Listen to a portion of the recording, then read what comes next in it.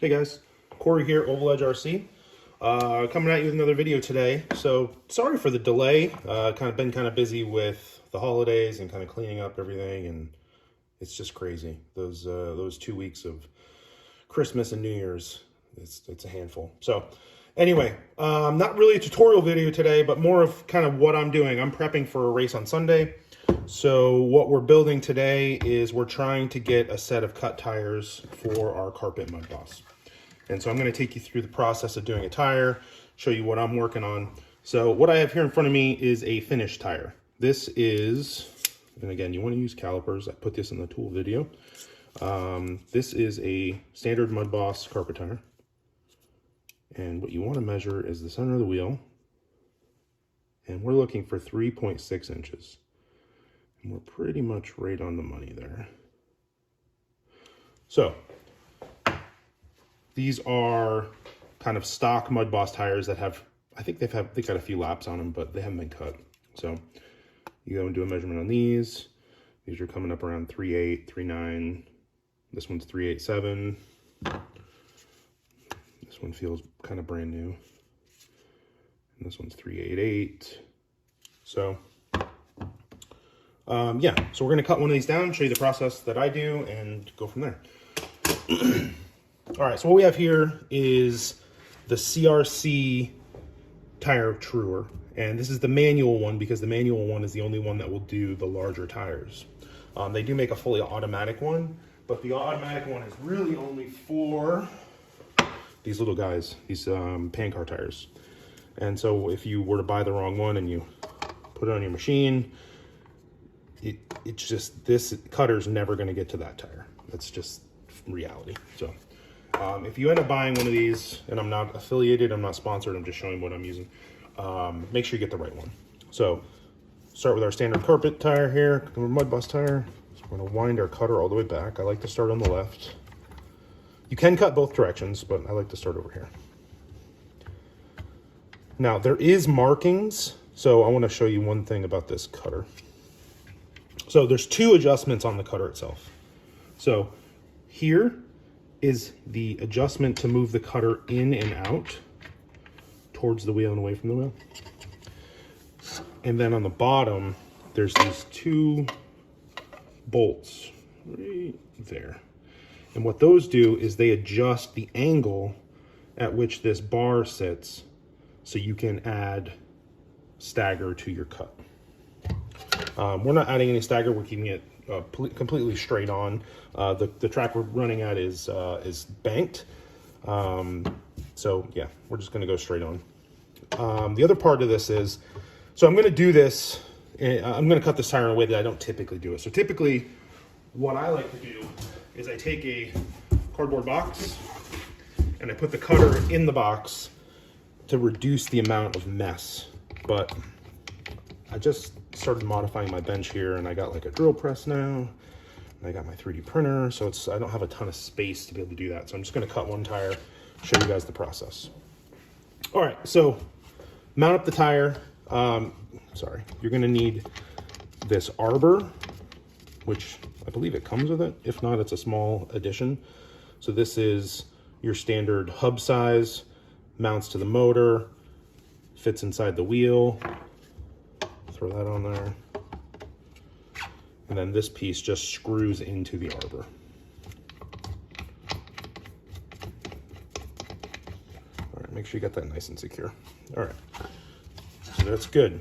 The other part is you're gonna need a battery or some type of universal power supply. So the plugs on the cutter are clips, like battery clips. I'm not sure why. I don't know, maybe they just, to reduce cost, they didn't want to include a power supply, but I believe it. What is it? Does it say what the power requirement is? Yeah, I mean, it's got to be 12 volt. So anyway, you're going to need something. So I have mine hooked up to a jumper pack right now because I haven't figured out what my long-term solution is to this. But yeah, let's get this centered. Okay. Make sure your shield's up. Make sure you're wearing safety glasses, please. I feel like I shouldn't have to say this, but I'm going to say this. This thing is going to spit this tire dust everywhere. It's going to make a huge mess. That's why we're only going to do one outside the box. But make sure you got eye protective wear on, you got the shield down, and it can have kind of a rubbery smell. So, you know, I wouldn't do it in your living room. Anyway, so we want to adjust the cutter first. So we want to make sure that this is loose. We're just going to come over. Now, you're going to have to do multiple passes. You're not going to be able to crank this thing down and then just cut right through the tire. So what I like to do is do kind of, you know, maybe a couple mils off the tire at first, a couple millimeters off the tire at first, and then I'll take the tire off, I'll measure it and see how much more I have to go. I don't really use these measurement gauges on the tire cutter itself, and only because this has so much play that I feel like I can't trust it. So I do a pass. Sometimes I'll do a pass back as like a finishing pass, take the tire off, we'll put it back in the calipers and see where we're at. And then we'll do another one, and we'll keep going until we get where we want to be. All right, so that's locked in, that's locked in. This is up, it's getting a little noisy, apologize for that. But yeah, let's go. All right, there's the first pass. I think that got a little wobbly with the camera, but I apologize.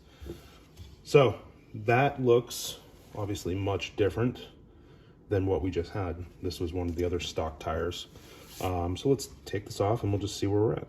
And now I wouldn't move this cutter. So you've got this in a fixed spot that just cut. Leave it there because we're gonna have to move it inward to get more material off. And you don't wanna be guessing like where we left off last and how much more you need to go. So got our tire here. Here's our calipers. I realized the camera was super shaky, but all right, let's see where we're at. We are at 378. I think we were at 387 before, so we need to take off another 18.18. So mount it back up. Hope everyone had a great holiday. We're deep into RC season right now. I got another video I'm going to be releasing this week, hopefully. I went and I did clay dirt racing for the first time. Man, I had a ball. I absolutely had a ball. I've typically been a carpet Mudboss racer, but I went out to a new track, and boy, I think it might be my new favorite. I had so much fun. So, all right, let's go back. I'm going to do a finish pass. We'll shut it off and we'll readjust. Let me see, is there a way I can get, I'm gonna try to move the camera, can I do that? Okay, so I'm gonna turn it back on, move the cutter back, we'll turn it off, we'll make an adjustment, and then we'll do one more pass and see where we're at.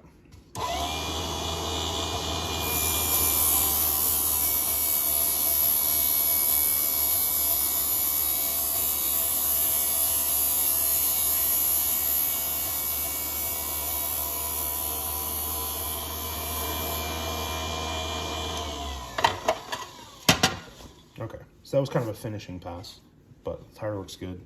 So we're gonna loosen our cutter. We're gonna go in a couple turns. What looks to be kind of what we removed before. Again, I think this is gonna take about 3 passes. That might be too aggressive. Let's go back a little bit. Again, it's a balancing act, because if you try to cut the tire too aggressively, like if you move the cutter in too far, 1, it's not going to work. 2, you could start ripping the foam away from the rim, and then your tire is basically junk at that point. All right, tight, tight. Let's go again. I'll show you guys.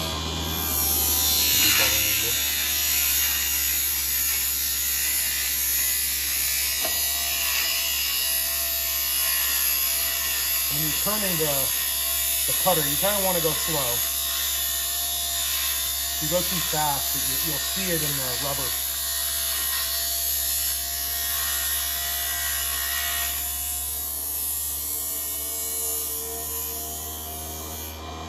Okay, we'll go back with the finishing pass.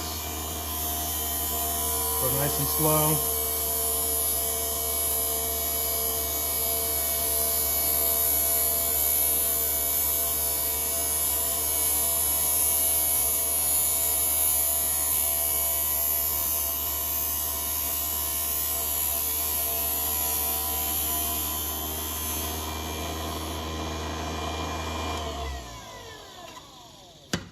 All right, let's see where we're at. wheel off here. So that looks really good. Make sure our calipers are zeroed out.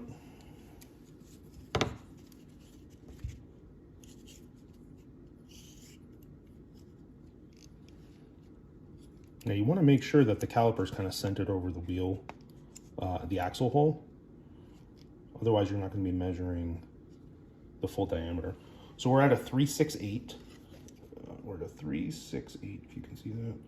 So we want to be a 360. So we got to take off a little bit more. I think we just took off about 0.10. So we want to go 0.8. This is probably going to take me 2 more passes because I'm going to be really conservative on the next pass because I don't want to go past my mark. All right, use the cutter. Taking cutter. Harbor side. That will fly off at you. All right, 2 more passes.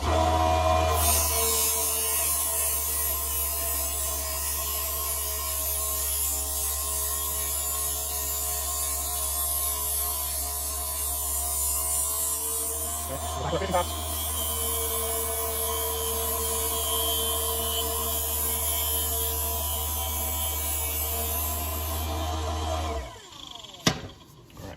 More measurements, see where we're at. So as you can see, it's an iterative process. It's cut, measure, cut, measure, cut, measure until you get exactly where you want to be. And then you're going to say, hey Corey, like, so how do I know where I want to be? Well, that's going to be dependent on the track, the surface you're running, and I would ask kind of the locals if it's a new track for you. So we're 364. So we got to go another 0.4. We're getting close though. This a little bit, just on the screen.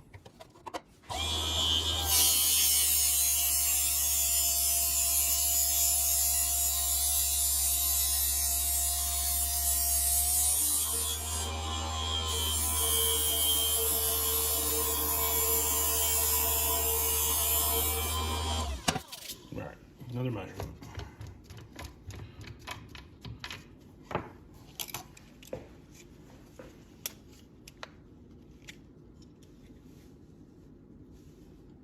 A little, did we go too far? We might have gone too far. It's pretty close. 359. It's right in the ballpark. It's a 359. We'll measure the other tire, which was our kind of what we're speccing to. Right in the middle. 359. So yeah, we're right on the money. So visual comparison. Those look pretty much the same. Actually, you can see it here. See how the groove on this tire, it's like rippled? That means this tire, when I did it, I went a little too fast on the finishing cut. I don't know if you can see that. Whereas this one looks like a standard foam tire outside of the garbage on it. So again, go slow.